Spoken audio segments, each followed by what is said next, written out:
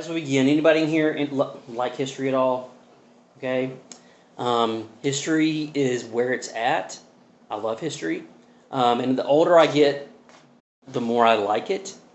Like, when I was a kid, my dad used to watch Civil War documentaries, and I was like, this is boring as a kid. It's like, why? Now, the older I get, I'm like, man, let's pop in another, like, World War II documentary, because it's interesting to me. And the older I get, the more interested I get in. And over the past year, 2 years, the history of the 20th century has become more and more a focus of what I've been looking at. And so when you look at the history of the 20th century, you have World War I, World War II, Korea, Vietnam, and things of the like. And that's what we're going to be looking at today. So get a sip of your coffee, take a deep breath, and let's start talking about the Nazis. All right? Okay, so where we were in history, let's talk about history, okay? So what we're going to do is we're going to look at ideologies of the 20th century, all right? When I say ideologies, I mean belief systems, okay? What were the belief systems and structures of nations and people groups in the 20th century, okay? First, we're going to look at the Nazis. I start with the Nazis, not because the Nazis are necessarily the worst, but they're the most well-known, okay?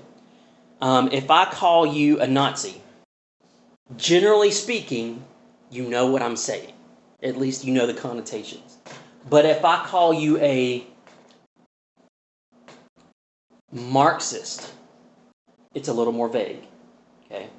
If I call you a Maoist, okay, now we're starting to get, I don't know what we're talking about. And now in here, that may not be the case. But in the general public, if you call someone a Nazi, it means this. If you call someone a Maoist, they're going to be like, what? Okay? Because nobody knows Maoism. But we're going to get there. So let's talk about the Nazis, all right? We're most familiar with the Nazis, Hitler, and the Third Reich. Nazis, or National Socialists, okay, was an ideology that lasted roughly from the 1920s until 1945. Okay? And this is not in my notes, but it's important to know that one of the things you need to understand is that what happened with Hitler and the Nazis, a lot of historians tie it to a response to World War II. Okay? I mean, not World War II, World War I, right? The ideology, come on in, have a seat, held that the Aryan race was superior to all others. The ideology looked with suspicion, hatred, and disgust on all other races. Okay? This is most notably seen in the massive persecution of the Jews. This persecution began with the belief and proclamation that all of society's ills were the fault of one people group, the Jews. Okay? This persecution led to the genocide of about 6 to 7 million Jews, as well as other races and people groups. Okay? And I just want to say this. I did my absolute best to make sure my numbers were historically accurate, but there's debate on how large some of these numbers are. So I would say my numbers are conservative, whereas some are more than what I say. Okay? All right. The Nazis embraced the scientific concepts of eugenics. Does anybody here know what eugenics is? Can somebody tell me what eugenics is? Attempting to make the perfect human through breeding. Yep. Certain races have, genetically superior to Right. other races. Right. So you breed out the inferior and breed in the superior. Right? All right. This advocated the improvement of the genetic quality of the Aryan race and would be carried out through selective breeding and the extermination of individuals deemed undesirable. Okay? And this is like I do want to say this. This is like surface level stuff. You can take this and go so much deeper into what it meant and how it was executed through the government. Okay? So what we're going to do is we're going to talk about these ideologies and just do like 4 or 5 things to note, and then we're going to move to the next one. Okay? So that's a brief summary. Things to note. Ready? Here we go. Number 1, this is a socialist movement that promised utopia for the race of the Germans or Aryans and its citizens. Don't ever forget that what the Nazis wanted was a utopia brought about by the German government. It's just for the Germans or Aryan race. Okay? 2, the belief in racial superiority and inferiority. And I just want to say this. This ideology was not born in Germany. At the time, American universities held these beliefs. It's just the Nazis were the ones who carried it to its unfortunate logical conclusions. Okay? 3, there was pure societal indoctrination top to bottom. From the youth to the adults. Okay? Maybe you know about the Hitler Youth. Okay? We got to indoctrinate the youth so that they will carry out these things as we get older. It was kind of their starting point. Like that was their way in. 4, the elimination of those labeled as undesirable by the state. Okay? If the state deemed you undesirable, you were eliminated. Roughly, okay, these are my numbers. It's 6 to 7 million Jews, but 17 million people overall died from this belief system. Okay? Real quick. This is why what you as a society and culture believe matters. Because the 20th century shows us that what you believe affects your society, and it can lead to the prosperity or death of your society. Okay? So, like I said, 6 to 7 million Jews, 17 million people overall died under the Nazi regime. All right? And by the way, I have all of these references. If anybody's interested, you can go and find all this stuff. I didn't just come up with this. I did my best to research every single point. Is that including like war losses of World War II? Do you mean that just from genocide? Okay. Do you mean war losses as in like Americans killed? Like just people who died in battle, not just like because they were fighting against Hitler, and people died during the war. Like U.S. forces and any forces. But I'm saying, are you I don't think so. including casualties, No. or are they just no, the genocide this is just part? the genocidal part. Yeah, Russia alone lost 20 million. Hold on, we're about to get there. Okay? So, this is just how many people Through genocide. through genocide, yeah. Okay. So that's the Nazis. The National Socialist movement of the Nazis. Okay? Everybody is relatively familiar with that. Now we're going to start going into the less familiar. Let's talk about Marxism. Okay? Originating from the works of Karl Marx and Friedrich Engels in the 19th century, Marxism provides a comprehensive framework for understanding the dynamics of society, politics, and economics. Okay? Key to Marxism is the belief, here we go, that the driving force of history and historical development is the economic structure of society. In other words, what drives history is the economy of a society. Okay? All right, so why is that important? Under Marxism, it's not the beliefs of the society, it's not the family structure of the society, it's not the religions of the society that determine its structure. It is its economic system. In other words, Marx saw that what your economy looked like determined the destiny and strength, weakness of your society as a whole. Okay? That is its foundation. Central to Marxism is the concept of class struggle. Okay? Marx argued that throughout history, societies have been characterized by a struggle between different social classes. You're familiar with these terms, hopefully.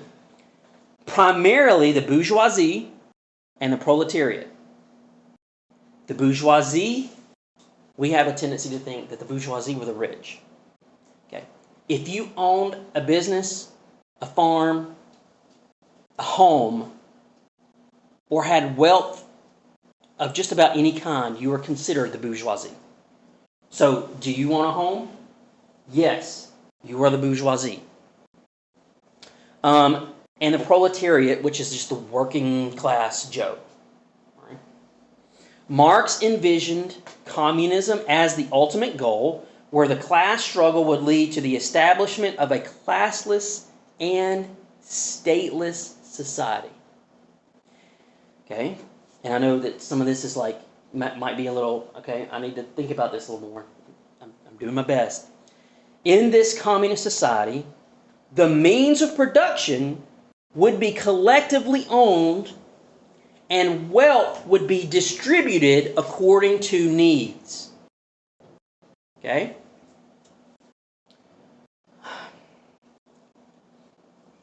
So I remember this in high school. Maybe you remember this phrase. This is the easiest way that Marxism is summarized. From each according to his ability, to each according to his need. Y'all heard that before? That's what I was taught in high school. And I remember in high school going like, yeah, that sounds really good. Yeah. All right. In other words, what does this mean?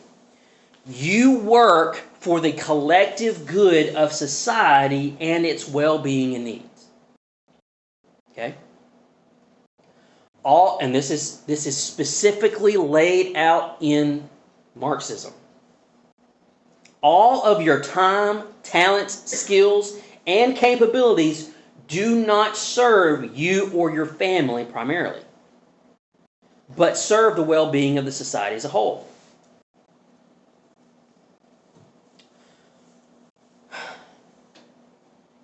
While this may sound on a surface level, I can at least see if you're young, this sounds attractive. But the problem is, this is not encouraged or voluntary. This is enforced by the state or the barrel of a gun.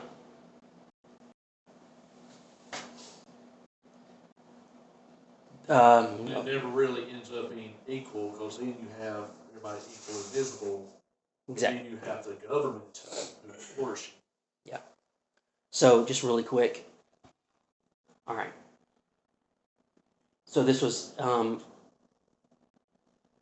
carried out in Russia, most clearly. And so what they did was they had, like there were farms. And the state came in.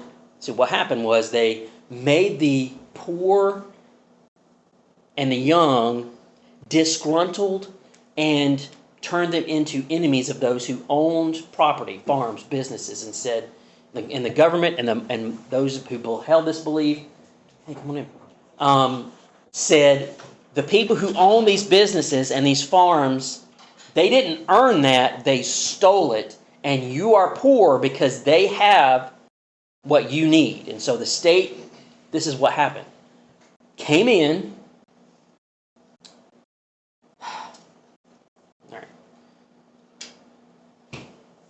two things happened. The state came in, confiscated your property, and through a combination of the state and the disgruntled poor class, they took your farm, and you either went to a gulag or you were killed. Okay?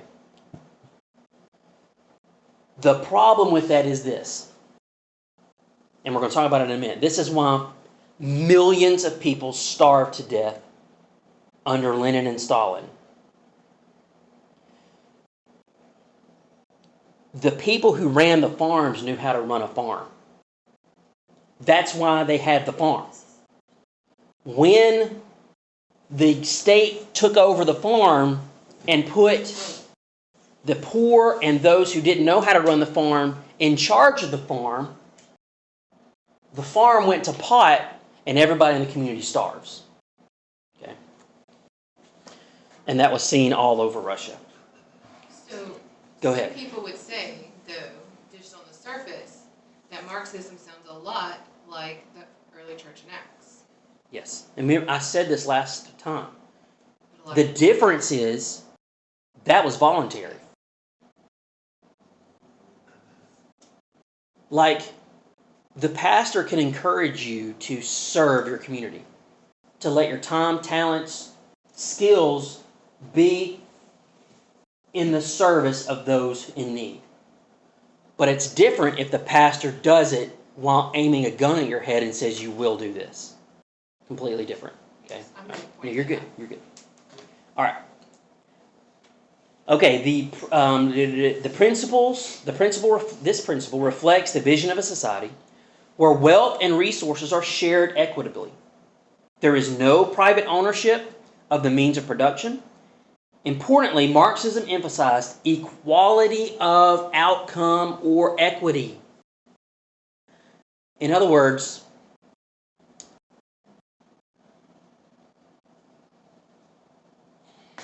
and we're going to talk about this in a minute, and I have to speed up. In America, we believe in equality of creation, birth. All men are created equal, right, at the beginning. But in America, the American system does not believe that you end up that way. Because we're free to make choices. Good choices, wise choices, stupid choices.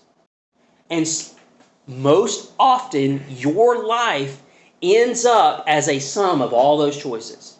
Marxism says you are poor because Joe down the street has consumed all of the wealth and left you nothing. So we're going to take from him, give it to you and those around you. Okay? It's complicated. It's a little more complicated than that, but look, I have 45 minutes, okay? All right. This means that the choices you make in life do not and should not contribute to your economic or personal state, and that all of the outcomes of life should be equal. That's Marxism. Basically stuffs out any ambition to do better for yourself. Why do I? Yes. And that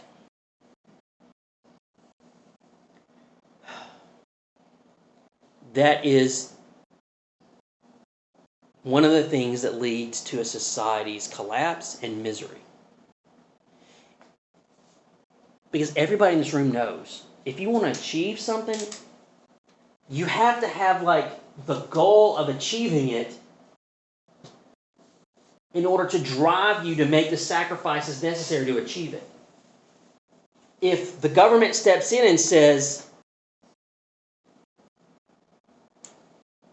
among other things, you're not going to be economically any better off if you make these good choices than those who don't. What's the motivation for me to do that, right? Okay, so I can't go further into that because I got more to talk about. As we said, this runs contrary to the Western Christian belief that we are born equal, but we don't end up that way.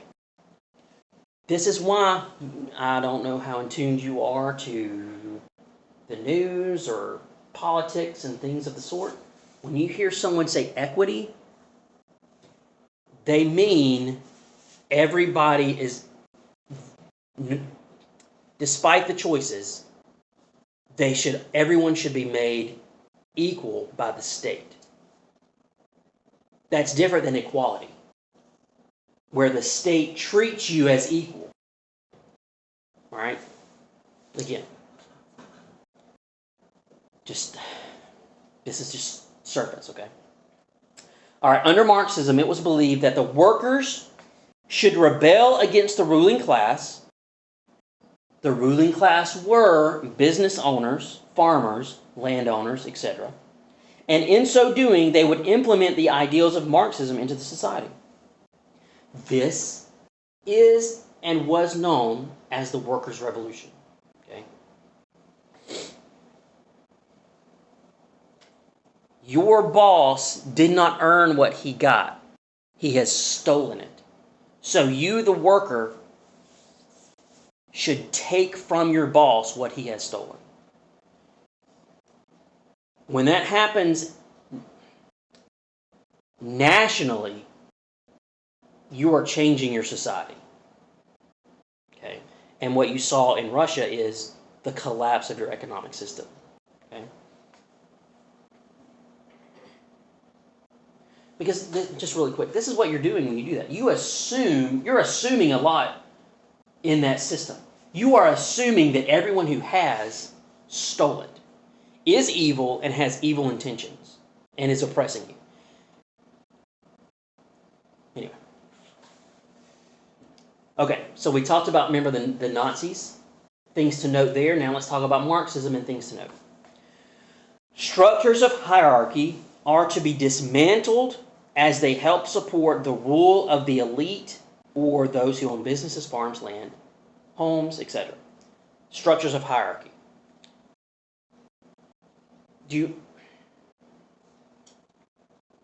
Okay, so you have a business.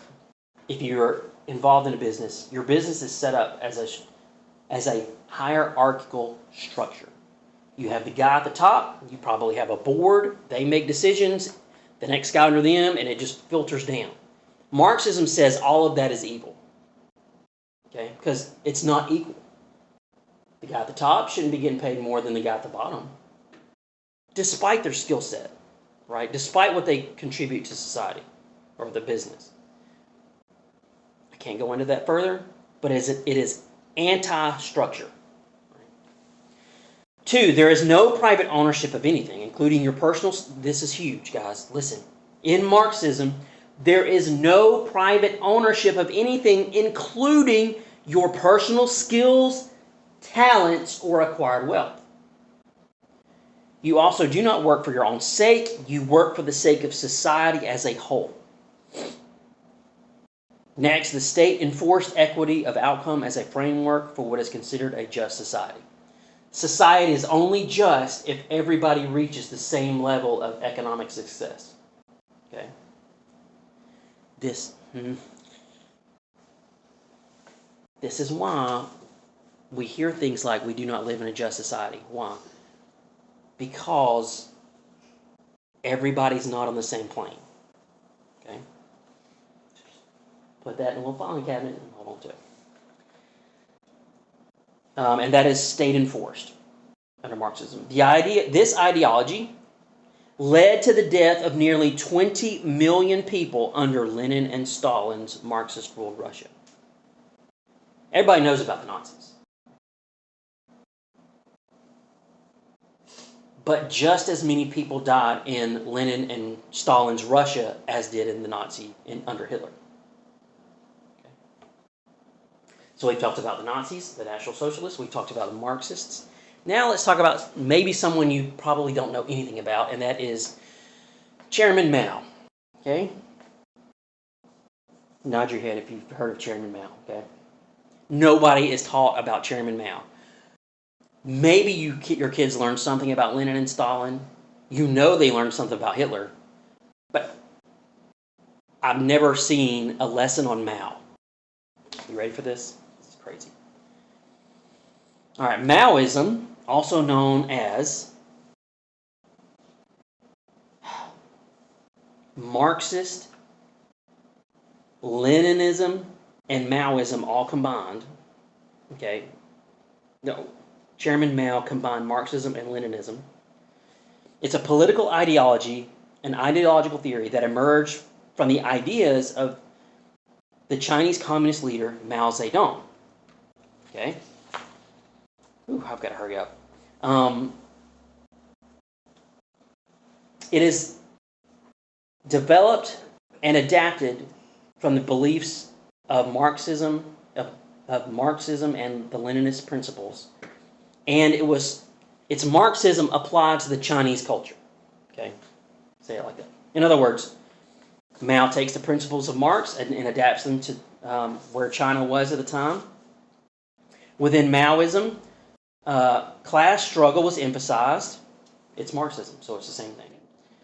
Mao believed that instead of one revolution, it was necessary to institute continuous revolution to prevent the emergence of a new and ruling class of bourgeoisie. So in other words, you didn't just have, because this is what Mao said. Let's say you have the workers' revolution in Russia. Well, then the workers just become the next ruling class. So Mao said, you've got to have continuous revolution to keep the people who take over from the business owners from becoming as corrupt as the previous business owners. So you have the workers' class taking over, and then a few years later, the next working class has to take over. And it's just continuous revolution. How you have a stable society under this, I have no idea. Okay. All right. Mao's military strategy, known as, nobody knows this, protracted People's War. It emphasized the use of guerrilla warfare and the mobilization of the rural peasantry. It suggested that a revolutionary movement could gradually and eventually overthrow a more powerful adversary over an extended period of time. Okay? Making sure I'm still recording. And I have to speed up, so put your seatbelts on. All right, Mao emphasized the importance of the mass line, which involves the Communist Party actively seeking input from and mobilizing the masses in development of their policies. He had 3 giant movements within China.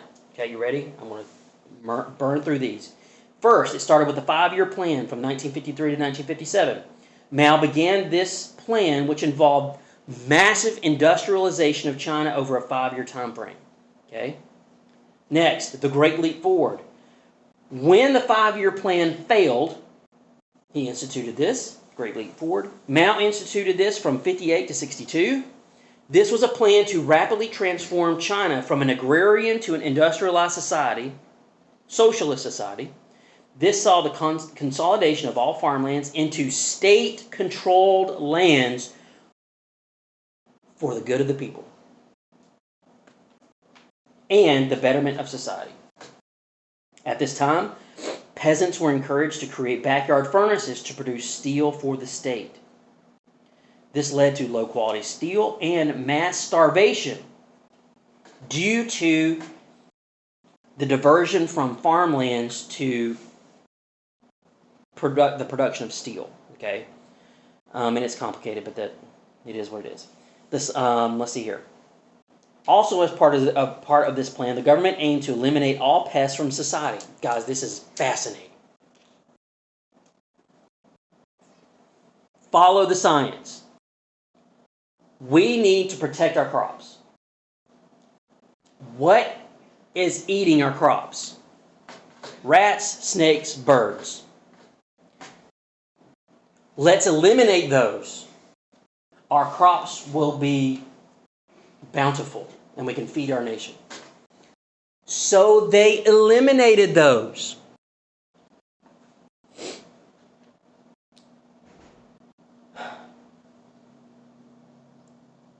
This led to an ecological disaster because they killed everything they could see, but not the things they couldn't see.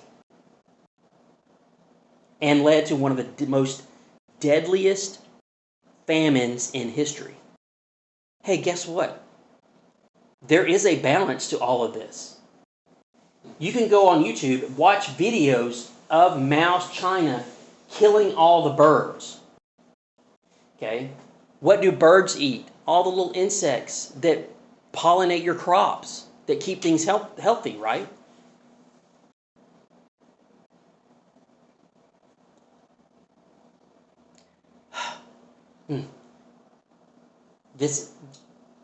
One of the things of Marxism is you can have your little individual beliefs, but science rules it all. Okay? And here, it made sense to the scientists at the time, we want a bountiful crop. Kill all the pests, right? I want to talk about that so much, but I can't. Okay. Next, so you have the 5-year plan, the Great Leap Forward, then the Cultural Revolution. All right, and here's where things get interesting. Let's talk about the final stage of Mao's Marxist implementation, the Cultural Revolution from 1966 to 1976. Mao was concerned about his legacy, because Mao's getting older now. And what happened was Stalin had died, and he saw, I think it's Khrushchev, come in and start reversing some of the Marxist policies that had been in place in Russia. Mao says, whoa, I'm getting older. I don't want these things to change when I die. So it's really interesting. A lot of interesting things happened during that time. But one of the things, as a result of this, he put his ideas and practices into high gear. Mao began to eliminate from the government those he saw as anti-Marx and anti-Mao. Okay? In other words, I want my ideology to last long after I'm dead, so I'm going to start eliminating the people that are around me that are a threat to that. Okay? This revolution also involved the perceived loyalist youth known as the Red Guard, or the Red Terror. In other words, Mao took care of government officials, but he used the youth to take care of the populace. Okay? This revolution involved the perceived loyalist youth, known as the Red Guard, to implement Mao's ideology across the country. The youth of the Red Guard was tasked, this was their task, with the elimination from society of the ruling class, those who own businesses, or own any who had possessions that were deemed, they would deem as stolen or not earned. But they also went after anyone who had influence. Okay. So, as the Red Guard, consisting of the nation's youth, implemented the revolution, Mao instructed, this is interesting, guys, just take a deep breath, think about the things that have happened over the past 5 or 6 years, okay, in America. So, as the Red Guard, the youth, start implementing these things and going in groups throughout cities and attacking business owners, Mao instructed law enforcement to assist as needed in the mission of the Guard. Police were instructed to assist the Guard but not interfere with any student movements or actions. They were to allow the students to purge anyone identified as suspicious or seen as enemies of the state ideology. Authorities were in no way allowed to help those accused. Also, the Red Guard's actions were not isolated to cities. So get this. So you're like, I'm in the country, I'm safe. Well, guess what the state did? Took the youth and transported them all over the country to carry out the same mission. What was the mission of this Maoist revolution?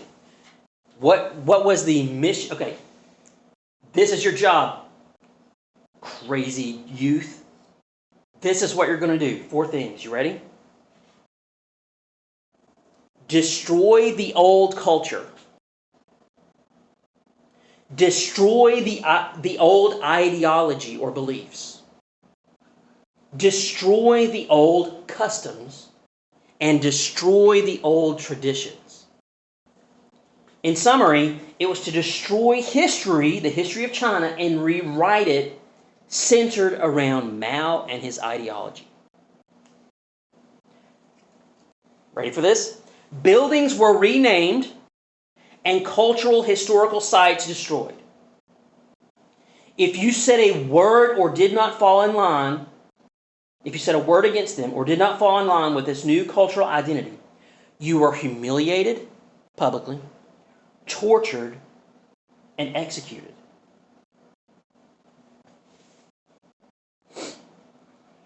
During this time, the Red Guard alone killed at least 1 million people.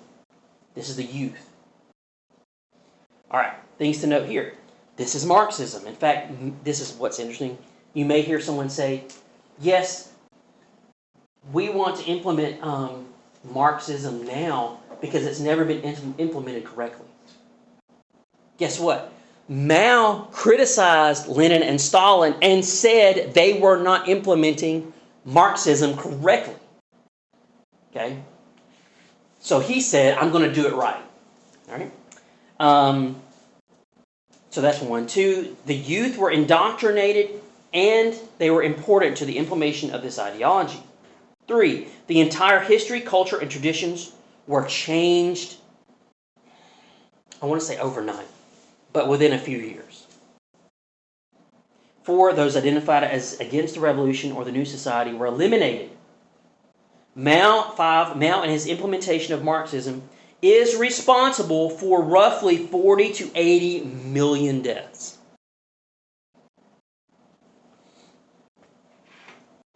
Okay. And I just want to say this because it's important. And I don't have time to talk about it. Both Lenin and Stalin and Mao saw the family as a system of oppression and as a support for the bourgeoisie.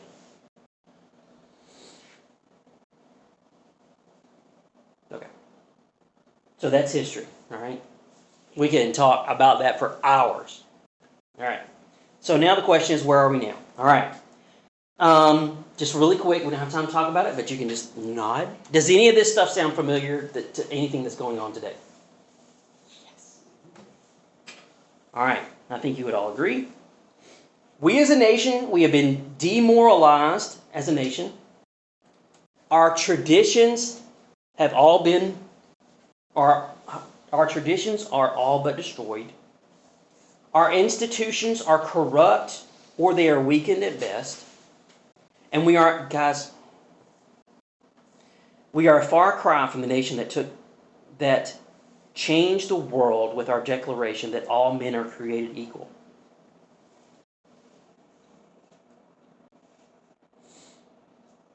We are also far from a generation that took on the global forces of evil in World War II.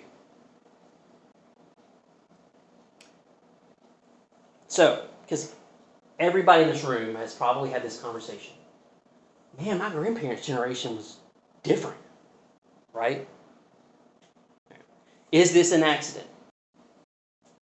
All right, so what I'm going to do is probably post this somewhere so you can go home and watch it. But this is a former KGB defector's testimony. His name is Yuri Bezmenov. He states that Russia was actively infiltrating the United States with ideas of Marxism and Leninism. In a famous interview, he states that there was a four-step process by which Russia worked to change the ideology of the country, of the United States. Here's his 4 steps that he mentioned. I'm going to read them as quick as I can. I've got like 10 minutes. First, stage 1, demoralize. This is the re-education of a generation. This process involved the shift from one ideology to another. Yuri states that this is what happened in the 1960s with the hippie generation. They were re-educated and then they rose to power. He states that Russia was successful with this generation in contaminating them with Marxist-Leninist values.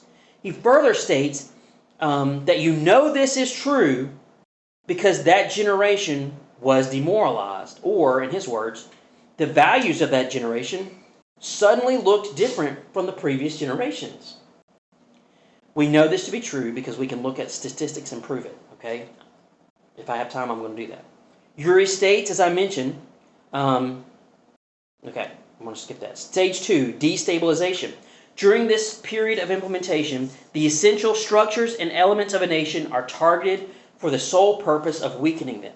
Systems such as the economy, foreign relations, and defense are all under attack and weakened.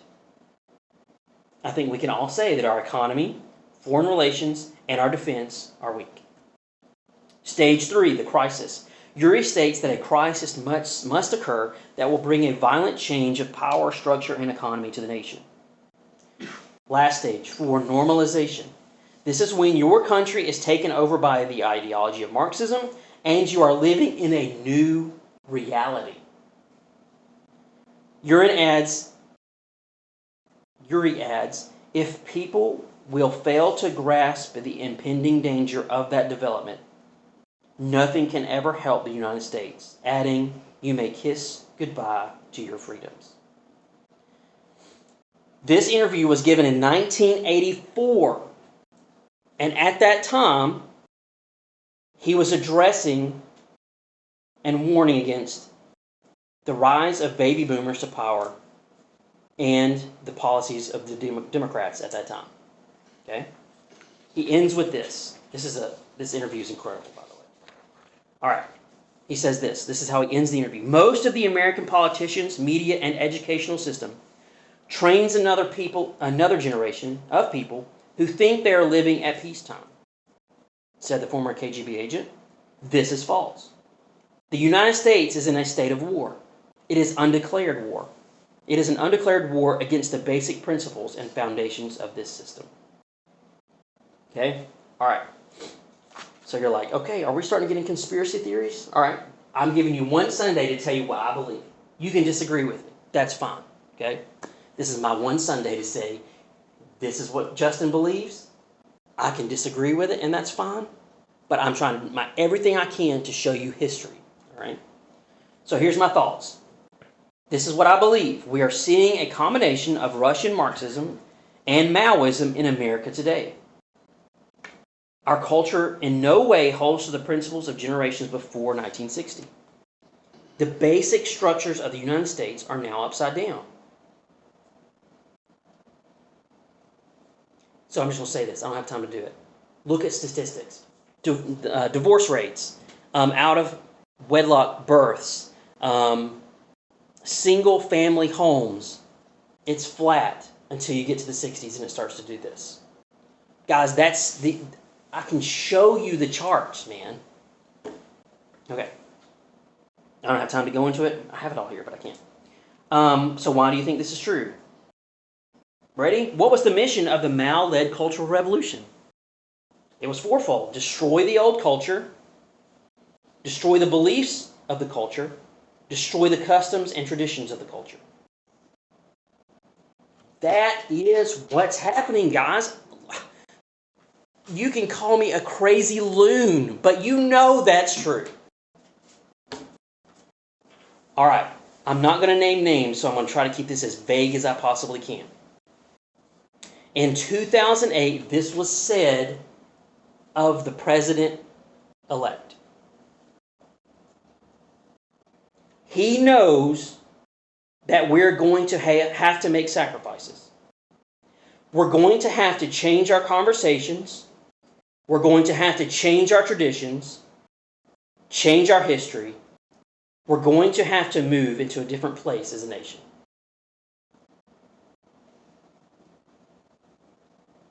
And that's what we've done. So here we are. What do we do? All right, so I'm going to wrap this up in like 5 minutes. Okay? Yeah, all right. Okay, so I'm just going to read this. This is my prescription for what we do. You need to decide what kind of father, mother, or family you are going to be. You need to stop playing with things that creep their way into your home with the intent to destroy you and your family. There are things you should not expose yourself to or your children to. Things that subvert your Christian beliefs and make a mockery of the moral values you say you hold dear. Dads, lead your homes. Die every day for your family. Wives, moms, do not mock your husbands at all, especially in front of your children. Why? Because that man will answer to God for you and your kids. Dads, take that mantle of responsibility that God has given you and honorably serve as Christ served the church. Dads, make sure you and your children are treating their mother like the treasure of the home. If you don't treat her like a treasure, your children will not either. And they will not treat their future wives the same. Guys, the family is the nuclear bomb of cultural stability and change. Okay? You can read Ephesians 5 for that. Next, know your history. Just listen to podcasts on history. Study George Washington. Study the Declaration of Independence. Things like that. Just a general knowledge of it. Why is it unique?